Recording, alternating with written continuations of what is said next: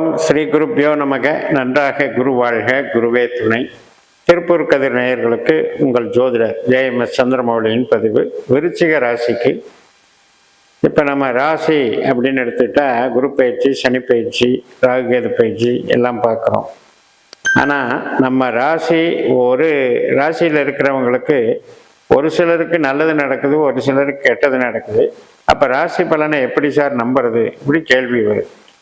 இதுக்கு நம்ம என்ன சொல்கிறோம் அப்படின்னா, இந்த ராசி பொதுவானது, ஒரு தோராயமானது. இப்போ ஒரு ஊருன்னு எடுத்துக்கிட்டிங்கன்னா அந்த ஊர் பேர் ஒரு 20 கிலோமீட்டர் சுற்றளவுக்கு இருக்கும். ஆனால் ஒரு ஏரியான்னு எடுத்துக்கிட்டிங்கன்னா அந்த ஏரியாவில் நடக்கிற நிகழ்வு தானே நமக்கு பர்டிகுலராக காட்டும். அது மாதிரி ராசிங்கிறது ஒரு ஏரியா. அதில் நட்சத்திரங்கிறது தான் நீங்கள் இருக்கக்கூடிய இடம். அதில் நட்சத்திர பாதம்ங்கிறது உங்களையே குறிக்கக்கூடியதுங்கிற மாதிரி போயிடும். அப்போ விருச்சிக ராசியில் இருக்கிறது 3 நட்சத்திரம். அதில் குரு ஒரே ஒரு பாதம், விசாக 4ஆம் பாதம் மட்டும் ஒரு பாதம் குரு ஆளுமை செய்கிறார். மற்ற 4 பாதங்கள் அனுஷத்துக்கு, இன்னொரு 4 பாதங்கள் கேட்டைக்கு. இப்போ இந்த அனுஷங்கிறது சனி, கேட்டைங்கிறது புதன். அப்போ குரு சனி புதன் அப்படிங்கிறதா விருச்சிக ராசியில் ஒளிஞ்சிட்டு இருக்கக்கூடிய அதிகாரிகள். இது தெரியாமல் நாம் ராசிக்கு ஒட்டுமொத்தமாக உனக்கு நல்லா இருக்கு, எனக்கு நல்லா இல்லைன்னு பேசிக்கிறது பிரயோஜனம் இல்லை. அப்போ நம்ம இதில் டீப்பாக பார்க்கும்போது நாம் விசாக 4ஆம் பாதத்தில் பிறக்கிறோம் அப்படின்னா குருவனுடைய ஆளுமை தன்மையில் தான் நம்ம இயங்க போகிறோம்னு அர்த்தம். அப்போ நமக்கு மருத்துவம் சார்ந்த தொழிலோ அல்லது கெமிக்கல் இன்ஜினியரிங்கோ அல்லது ஆன்மீக சம்மந்தப்பட்டதோ கேதுவை போல தொழில் அமையும் அப்படின்னு எடுத்துக்கணும். ஏன்னா அந்த புள்ளிக்கு தகுந்த மாதிரி 12 பாவம் நகரும். விசாக 4ஆம் பாதத்தில் பிறந்தவங்களுக்கு பணம், தொழில், வேலை அப்படிங்கிறது கேது வச்சிருக்காரு. அதே மாதிரி உறவுகள் யார் வச்சிருக்காருன்னா சூரியன் வச்சிருக்கு. அப்போ சூரியனுங்கிறது கொஞ்சம் அதிகாரமுள்ள ஒரு லைஃப் பார்ட்னர்னு வச்சுக்கலாம். அது மாதிரி நமக்கு ஒரு கஷ்ட நஷ்டம் கொடுக்குற விஷயம் செவ்வாய் வச்சிருக்கு. அப்போ இந்த செவ்வாய் ஏதாவது ஒரு சண்டை சச்சரவை ஏற்படுத்தும்னு வச்சுக்கலாம். அப்போ விசாக 4ஆம் பாதத்துக்கு வாழ்க்கை பயணம், நம்ம பிறப்பின் ரகசியம் இத்தனை வச்சிருக்குது.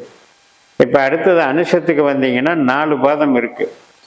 அனுஷம் முதல் பாதத்தில் நீங்கள் பிறக்கிறீங்கன்னா நல்ல ஆளுமை திறன் இருக்குது, நல்ல அதிகார பலம் இருக்குது. எதையுமே உங்களால் செய்ய முடியும், உங்களால் சாதிக்க முடியும். பெரிய வளர்ச்சியாக நீங்கள் தொழில் பலத்தை அடைவீர்கள்ங்கிறது நல்லா இருக்கு.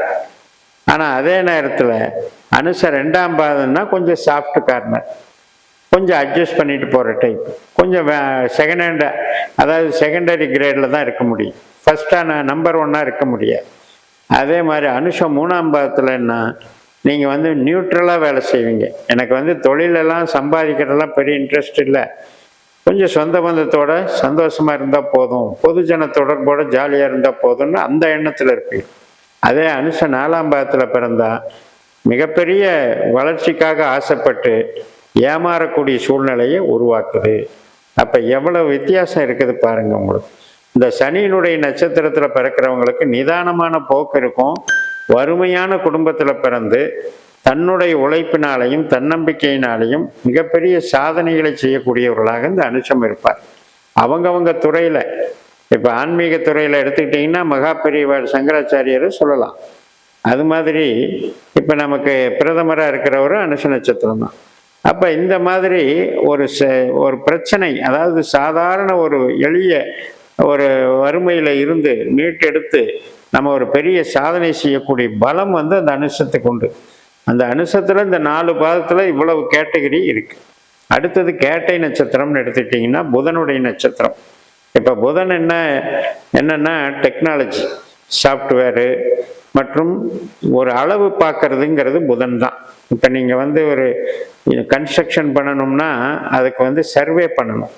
அது மாதிரி இப்போ ஒரு பொருளை எடை போடணும்னா அதுக்கு தராசு வேணும். அதில் தராசில் எத்தனை வகை இருக்குது. இப்போ ஒரு தங்கத்தை எடை போடுற தராசை வச்சுக்கிட்டு காய்கறி எடை போட முடியாது.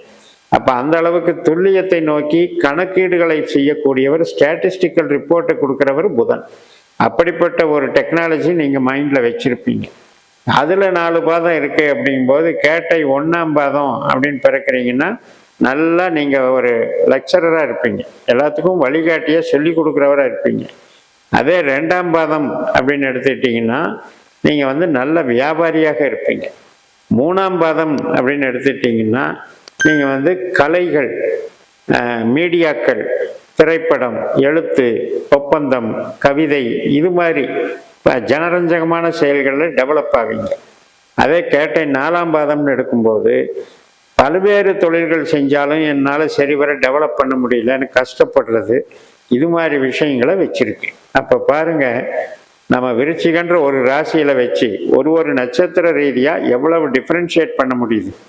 அது மாதிரி நம்மளுடைய பிறப்பின் ரகசியம் நாம் பிறக்கக்கூடிய அந்த புள்ளியில் இருக்குது. எத்தனாவது டிகிரியில் பிறக்கிறோமோ அதிலிருந்து 12 பாவங்களுக்கு கொடுப்பினை தீர்மானிக்கப்படுகிறது. 1, 5, 9 அப்படின்றது நம்மளுடைய பாரம்பரியம், பூர்வீகம், தகப்பனார், குழந்தை, உயிர் பற்றை குறிக்கிறது. 2ஆம் இடம் 6ஆம் இடம் 10ங்கிறது நம்ம செய்கிற தொழில், வேலை, உத்தியோகம், பணவரவு, இதை குறிக்குது. அதே 3, 7, 11ங்கிறது நமக்கு உறவுகளை குறிக்குது, திருமண வாழ்க்கையை குறிக்குது. 4, 8, 12ங்கிறது கஷ்ட நஷ்டத்தை குறிக்குது. இதை வந்து நாம் பகுத்து பார்த்து தான் நம்ம ஜாதகத்தில் சீர்தூக்கி நம்ம கேள்விக்கு பதிலை கரெக்டாக ஜாதகம் வந்து கொடுக்கும். அப்படின்னா என்ன பண்ணணும் அப்படின்னா, நம்ம ஜாதகத்தில் நாம் என்ன தொழில் செஞ்சால் நமக்கு சாதகம், ஒன்று வேலைக்கு போகலாமா இல்லை சொந்த தொழில் செய்யலாமா, அகம் சார்ந்த தொழிலா புறம் சார்ந்த தொழிலா, இத்தனையும் நம்ம பார்க்கணும். அகம் சார்ந்த தொழில்னா புத்திசாலித்தனத்தை வச்சு சம்பாதிக்கிறது, புறம் சார்ந்த தொழில்னா பணம் போட்டு டெவலப் பண்ணுறது.